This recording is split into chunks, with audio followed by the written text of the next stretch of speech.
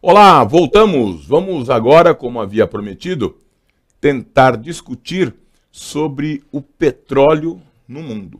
Para isso, eu tenho aqui um gráfico. Dei uma olhadinha aqui. Olha só. Nós temos duas representações aqui, onde eu destaco para você a disposição do petróleo no mundo. Então, quanto mais escura for a cor, maior o petróleo, maior a quantidade de petróleo. Então você tem aqui, ó, olha só, reservas de petróleo em milhões de toneladas, é o que diz esse gráfico. Então a cor mais escura aqui, ó, fala em 15 a 36 milhões de toneladas de petróleo. Notem, tá aqui, ó, Oriente Médio. Oriente Médio é a principal área de petróleo no planeta. 60%, mais de 50% das jazidas de petróleo do mundo ativas estão aqui no Oriente Médio. Destaque: Arábia Saudita, Irã, Iraque, Emirados Árabes Unidos, o Kuwait, são países que nós temos muito petróleo. Está aqui. Além do Oriente Médio, destaque claro para a Venezuela. Olha aqui, a Venezuela na América do Sul é o país que hoje apresenta as maiores reservas de petróleo do mundo, ultrapassando inclusive a Arábia Saudita. Esse gráfico que eu vou te mostrar aqui, eu vou fazer a leitura dele e vou te explicar. Esse gráfico aqui, ó, olha só, os números deles estão ultrapassados. Hoje, a maior reserva de petróleo do mundo não é mais a reserva da Arábia Saudita, e sim a da Venezuela. Mas vamos lá. Então, Oriente Médio, Venezuela, olha só. Aí você tem na África a Líbia, a Nigéria, a Argélia, tá aqui, e Angola, a Federação Russa, o Cazaquistão, a China, a Índia, Indonésia, grande exportador de petróleo também, não é?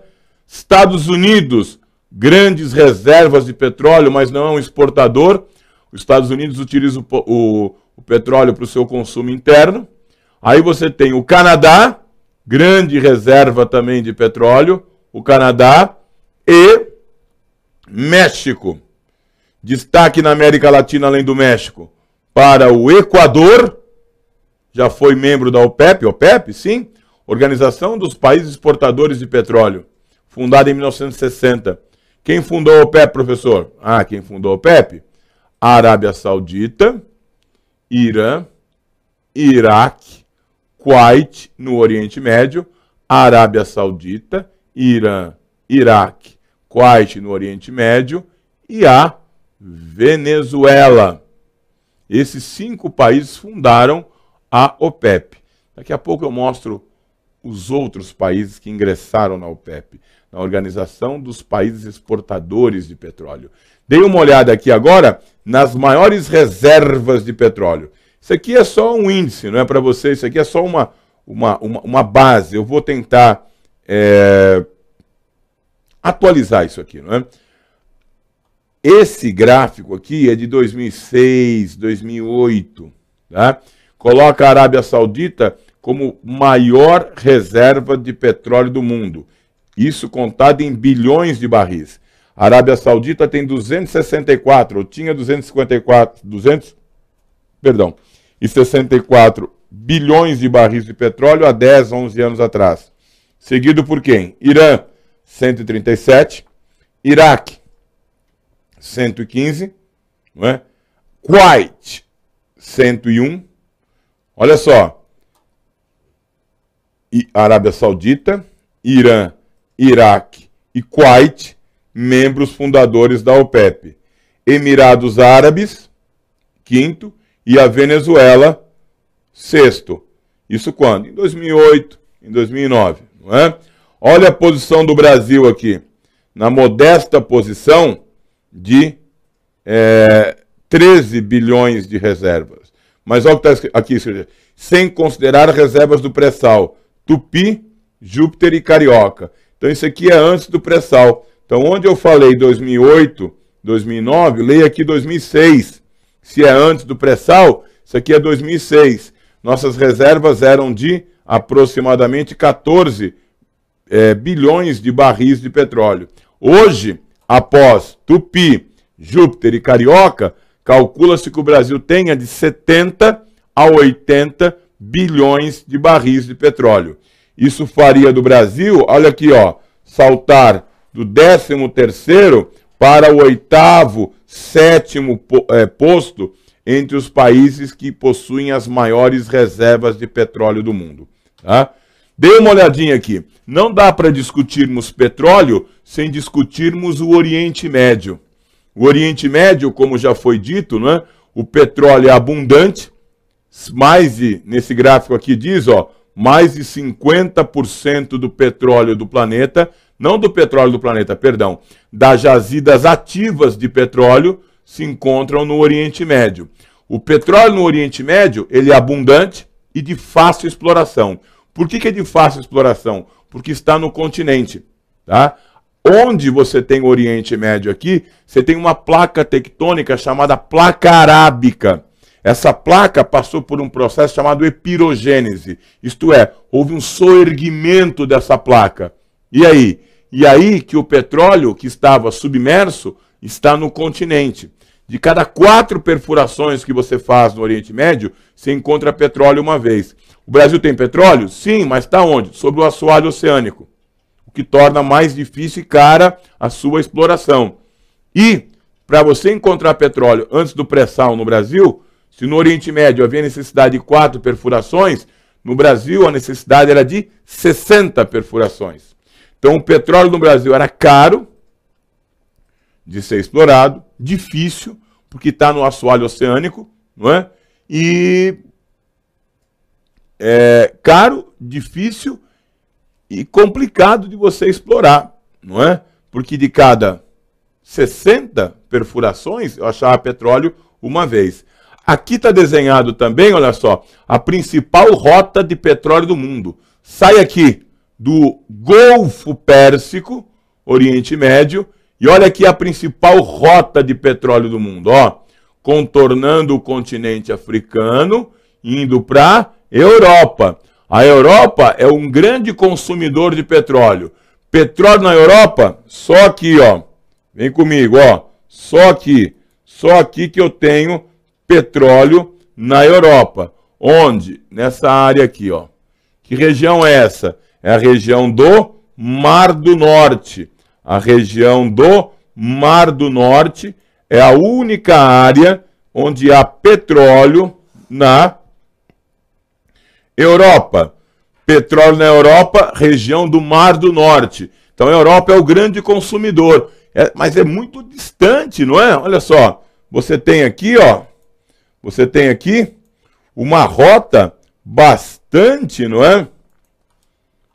Longa, do Golfo Pérsico, atravessando todo o continente africano e chegando até a Europa. É quase que o inverso, né, das grandes navegações iniciadas por Portugal no século XV. Não é? Além daqui, ó, o petróleo do Oriente Médio vai para onde? Para o Japão, para a China. A China é produtora, mas a China é o país fábrica. Então ela consome petróleo. Olha só, para os Estados Unidos, não é? Está aqui, e existe uma outra rota comercial importante, da Venezuela para os Estados Unidos. Ó, da Venezuela para o Brasil, do Oriente Médio para o Brasil. Professor, o senhor não disse que o Brasil é autossuficiente? Sim, mas o petróleo no Brasil é um petróleo de má qualidade. Então o Brasil tem que exportar o seu petróleo para importar um petróleo de menor qualidade, que é o chamado petróleo fino, do tipo Brent, não é? Então o Brasil, ele tenta se equilibrar entre a exportação de um petróleo grosso, né, que é bom para asfalto, para a produção de plásticos e outros derivados, mas não é bom para gasolina, óleo diesel, querosene. Então o Brasil exporta o petróleo e importa petróleo de melhor qualidade, não é? Olha só, voltando aqui, não é? Foi tentada uma rota alternativa. Que rota é essa? Vou desenhar para você aqui, ó. Olha aqui a rota alternativa que foi tentada. Ó, sai o petróleo aqui, ó, do Golfo Pérsico e vem para cá. Que rota é essa aqui, ó? Essa daqui é a rota por Suez, a rota pelo Canal de Suez, saindo do Golfo Pérsico, Mar Vermelho e Mar Mediterrâneo. O Canal de Suez foi construído, não é, na segunda metade do século XIX. Não é? A construção do Canal de Suez tinha por objetivo encurtar essa longa rota aqui, ó, que contorna o Atlântico. Só que o Egito, não é, nacionalizou o Canal de Suez em 1956. Não é? E essa região é um verdadeiro barril de pólvora. Não é? Então, as questões políticas aqui, não é, tornam difícil essa rota comercial aqui. Além disso, o Canal de Suez está obsoleto, ultrapassado, precisa ser modernizado. O pedágio cobrado aqui é altíssimo, então as empresas preferem fazer esta rota aqui, ó, que é mais longa, mas mais segura. Some-se a isso também o ataque de piratas somalis aqui na região do chifre da África, tornando essa rota por Suez menos utilizada do que a que foi planejado no seu início. Não é? Aqui você tem, ó, as reservas mundiais de petróleo provadas. Oriente Médio, 66%. Quando ele fala ex-União Soviética aqui, ó, que dá quanto? 6% aqui, ó. O que ele está falando aqui? Ele está falando da Rússia, está falando do Cazaquistão, está falando dos países que formavam a ex-União Soviética. Europa, só 2% da reserva mundial. América Latina, olha só, destaque para quem? Venezuela, claro, e México. Equador também. Atualmente o Brasil entraria aqui, não é? 3%, América Anglo-Saxônica. América Anglo-Saxônica, leia-se aqui, Canadá e Estados Unidos. 4%, Ásia e Oceania. Destaque para quem? Destaque para a Indonésia. Indonésia aqui, não é? E África, está aqui, 7%. Olha aqui, ó. Então você tem o Oriente Médio, destaque incontestável, América Latina e África, sim. Inclusive nesse outro planisfério aqui, você tem os membros da OPEP. Olha aqui hoje quais são os membros da OPEP, da Organização dos Países Exportadores de Petróleo, que foi fundada em 1960. Fundada por Arábia Saudita, Irã, Iraque, Kuwait e Venezuela. Esses são os membros originais. Hoje, além desses, eu tenho quem? Os Emirados Árabes Unidos, aqui, o Catar, aqui, a Líbia, a Argélia, a Nigéria, Angola, no continente africano, o Equador, que saiu em 92 e voltou agora em 2015, 16, e a Indonésia. Esses são os países membros da OPEP. São esses os países que formam o cartel que buscam, não é, valorizar o preço do petróleo no cenário mundial. Sempre que pretendem valorizar o preço, o que eles fazem? Diminuem a produção, como fizeram historicamente em 73 e 79. Então, a OPEP reúne os grandes produtores e exportadores mundiais de petróleo. São eles: Arábia Saudita, Irã, Iraque, Kuwait, Emirados Árabes e Catar no Oriente Médio, Líbia, Argélia, Nigéria e Angola na África, Indonésia no Sudeste Asiático, Venezuela e Equador na América do Sul. Vamos fazer uma pausa para uma água e a gente volta logo, logo. Me aguarda aí. Daqui a pouco estamos de volta. Tchau.